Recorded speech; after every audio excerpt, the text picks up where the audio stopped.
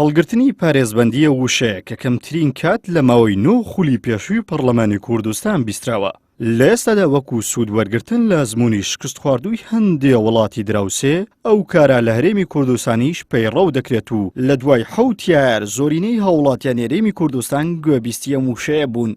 بە دەنگی 57 ئەندامی پەرلەمان پارێزبەندی لە بەڕێز سۆران عومەر سەعید وەرگیرایەوە. لە ئێستاشدا هەڵگرتنی پارێزبەندی لەسەر پەرلەمانتارانی کورد لە پەرلەمانی تورکیا بۆتە باس و خواسی ڕاگەنەکان.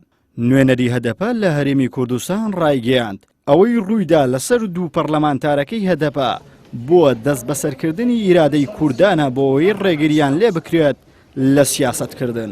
خاستن بێژنە کووردا هون نکارن سیاست بکن و بێژن بلوکا دموکراسی هون نکارن سیاست بکن سیاست وێ دەری تەنێ ئەردوغان دکە و هەر ملی بەوسا مینە داربێکی ئەم دکارن ناوڵێ. ئەساس چییە؟ گەرە هون کورد سیاستێکە دموکراتیک نەکن باسا ڕاستیە نەکن گەرە هون بێدەنگ بن. کی بێدەنگ بە ئەو کورد گەل ئەردوغان قەنجە باشێ قیمەتە وی هەیە.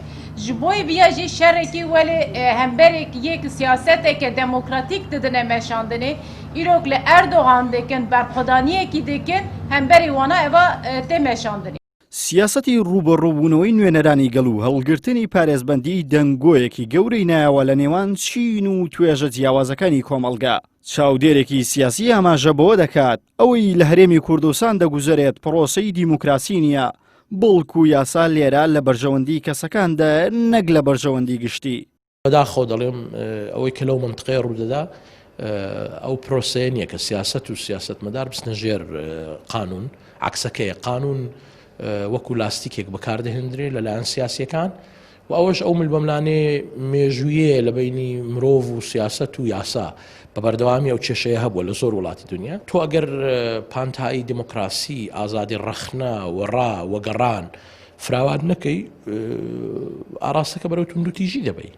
یعنی بە نەتیجە تۆ هەموو دەرگاکان لە خەڵک داخەی دوجار ئەم پرۆسەیە بە توندوتیژیەک لا دەبێتەوە.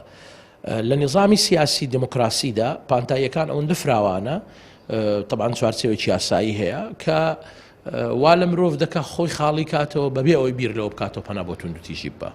هەڵگرتنی پارێزبەندی لەسەر پەرلەمانتاران هەرچەندە چوار چیوەیەکی یاسایی هەیە بەڵام بەپێی یاسا بەرکارەکان بێت ئەوە تەنها دەبێت لە کاتێک جێبەجێ بکرێت کە پەرلەمانتارەکە تاوانێکی گەورە یاخود جەریمەیەکی کردبێت. بەڵامەوەی لە هەرێمی کوردستان و دەوروبەری دەگوزارێت تەنها لەسەر ڕخنەگرتنە لە حکوومەت نەوەک تاوانێکی گەورە.